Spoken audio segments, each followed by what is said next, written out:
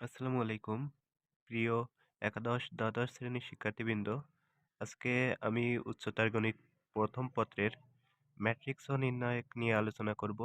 তো প্রথম অধ্যায়ের ১ নম্বর কোশ্চেনের আছে দেওয়া আছে A সমান একটি ম্যাট্রিক্স এবং B সমান একটি ম্যাট্রিক্স। এখন 3A প্লাস 4B নির্ণয় করতে হবে।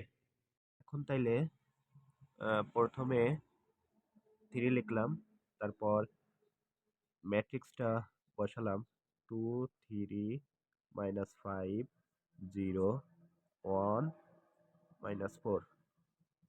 এখানে প্লাস রয়েছে, প্লাস বসালাম, তারপর এখানে 4 রয়েছে, 4 বসালাম। এবার বি ম্যাট্রিক্সটা বসাবো। বি ম্যাট্রিক্সে ছিল 1 -2 -3 0 -1 -0 -1 5। এখন এটা বসিয়ে নিলাম 1 -2 -3 0 -1 5। এখন এই 3 দিয়ে ভিতরের সবগুলা সারি বা কলামে যেগুলো আছে সবগুলাই গুণ করতে হবে। 3 দুগুণে 6 -3 5 15 3 9। এখানে 3 সাথে 0 গুণ দিলে 0, 3 এর 4 12। এবার মাঝখানে প্লাস রয়েছে, প্লাস থাকবে।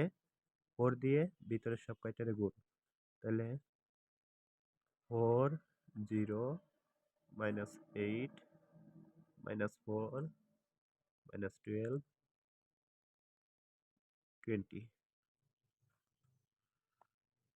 এখন এখন যোগের ক্ষেত্রে একটা বিষয় খেয়াল রাখতে হবে। যদি আহ, দুইটা ম্যাট্রিক্স যোগের ক্ষেত্রে যদি প্রথম ম্যাট্রিক্স আর দ্বিতীয় ম্যাট্রিক্সের ক্রমে একই থাকে, তাহলে সেটা হচ্ছে যোগ বিয়োগ করা যাবে। এখন এইটার সারি হচ্ছে দুইটা, আর এইখানেও সারি দুইটা, আর এটার কলাম তিনটা, আর বি ম্যাট্রিক্সেরও এখানে কলাম তিনটা পাওয়া গেছে। এখন এই দুইটা যোগ করা যাবে। এখন 6 + 4 -15 মাইনাস, এখানে প্লাস দিলে প্লাসে মাইনাসে মাইনাসই হবে, -8 3 প্লাস দিয়ে প্লাসে মাইনাসে এখানে মাইনাসই হবে। 9 + 0 0 -4 -12 প্লাস এখানে হচ্ছে 20। এখন এখানে যদি মাঝখানে বিয়োগ থাকতো তো সেম নিয়ম, এখানে 6 আর এখানে প্লাস, এখানে মাইনাস থাকলে তখন 6 -4 এখানে -4 হতো। একই নিয়ম, যোগের নিয়মটা শিখলে বিয়োগটাও করা যাবে। এখন 6 4 10, তারপর এখানে 9 -23 মাইনাসে মাইনাসে প্লাস চিহ্ন হবে মাইনাস, 15 আর 8 যোগ করলে 23, 12 থেকে 3 বিয়োগ করলে হয় আছে 9, আর বড়টার চিহ্ন মাইনাস, -4। 20 থেকে -12 বিয়োগ করলে হয় আছে 8 +8।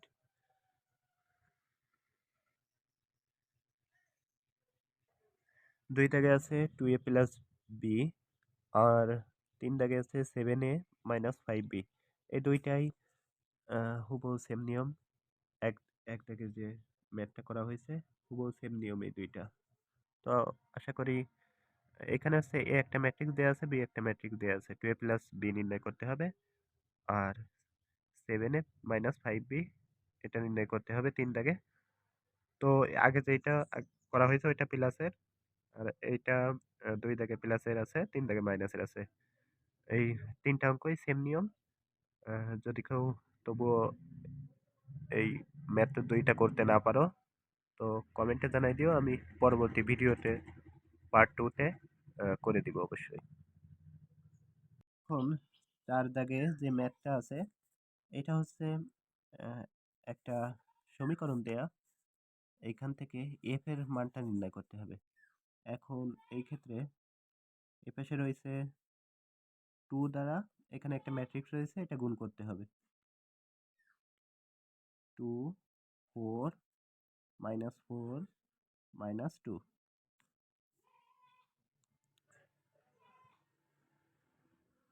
এখানে I2 বলতে 2 ক্রমের অভেদ ম্যাট্রিক্স বোঝায়। এটা তোমাদের বইতে রয়েছে, তোমরা যদি কেউ বুঝতে না পারো তো এখান থেকে পড়ে নিও অভেদ ম্যাট্রিক্সটা কি।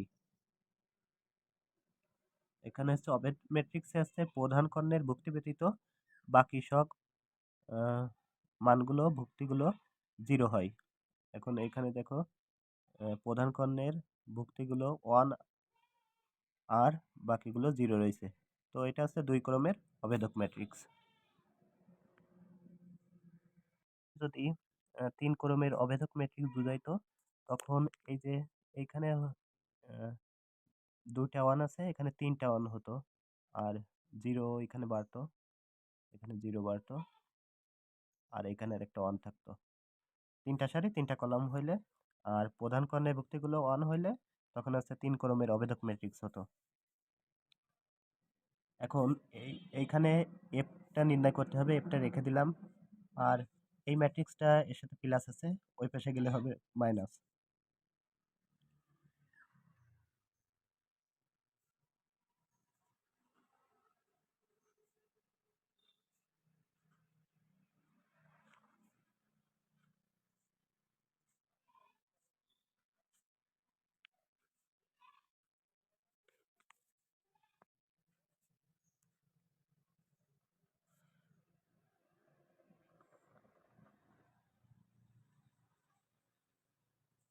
এখানে 1 থেকে 2 বিয়োগ করলে হবে -1, 0 থেকে 4 বিয়োগ করলে -4, 0 থেকে -4 বিয়োগ করলে এই মাইনাস আর একটা মাইনাস, মাইনাস মাইনাসে প্লাস, তাহলে +4 হবে।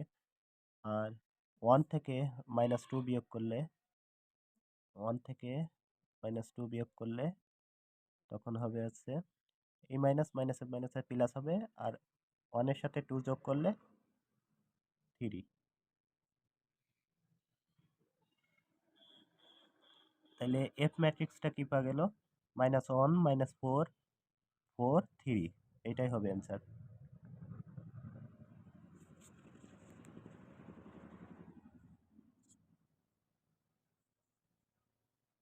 5 দাগে আছে, 5 দাগে b + 2y দেওয়া আছে, b + 2y = 4 2 3 5। এইখান থেকে নির্ণয় করতে হবে হচ্ছে b এর মানটা।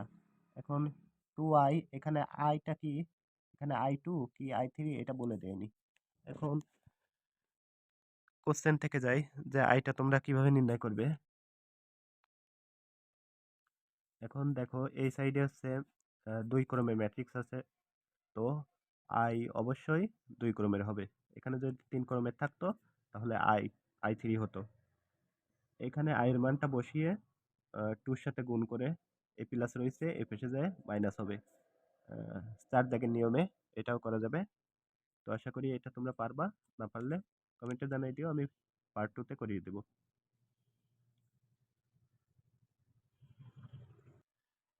6 দাগে given that দেওয়া আছে যে a সমান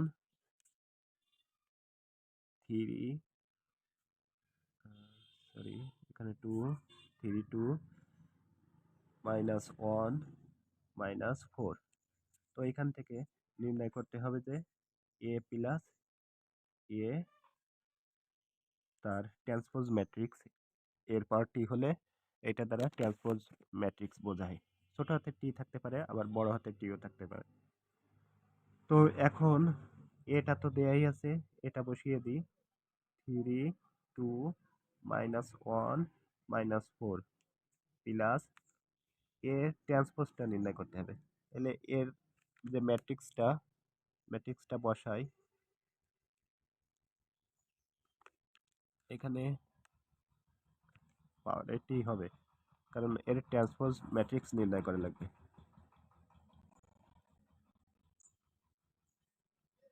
ট্রান্সপোজ ম্যাট্রিক্স নির্ণয়ের ক্ষেত্রে সারি চলে যাবে কলামে আর কলাম সারিতে। তাহলে এই যে কলামটা সারিতে দেব আর এই কলামটাও সারিতে দিব।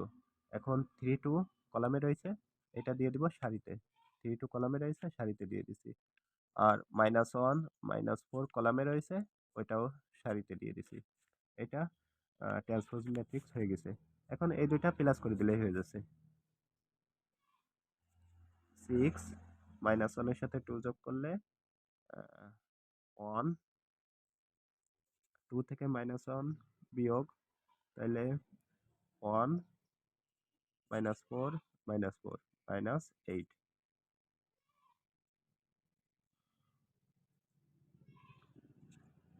এটাই অ্যান্সার। এখন 7 8 এই দুইটাই যে ম্যাথ দুইটা আছে সেম নিয়ম। যদি কেউ করতে না পারো তো কমেন্টে জানাই দিও। ইনশাল্লাহ নেক্সট পার্ট 2 তে আমি এই দুইটা করে দিব। এখন আমি পার্ট 2 তে 2 দাগ নিয়ে আসব। আপাতত এই পর্যন্ত থাক। সবাই ভালো থেকো, সুস্থ। সামনে এইচএসসি পরীক্ষা, এইচএসসি 2026। তো কারো যদি কোনো ম্যাথে কোনো সমস্যা থাকে তো কমেন্টে আমাকে জানাই দিও, আমি সলভ করে দেওয়ার চেষ্টা করব। আর হচ্ছে আমি কেমিস্ট্রি, ফিজিক্স, সায়েন্সের সাবজেক্টগুলো নিয়ে আলোচনা নিয়ে এখন থেকে আমার চ্যানেলে আর ফেসবুক পেজে নিয়মিত ভিডিও দেওয়ার চেষ্টা করব। তো যারা আমার ভিডিও দেখে যাদের উপকার হচ্ছে তারা একটু চ্যানেলটা সাবস্ক্রাইব করে আর ফেসবুকে ফলো দিয়ে রাখবা। তাহলে সামনে যে ভিডিওগুলো ছাড়বো সেই ভিডিওগুলো তোমাদের সামনে যাবে। সবাই ভালো থেকো, সুস্থ থেকো। দেখা হচ্ছে নেক্সট কোনো ভিডিও নিয়ে।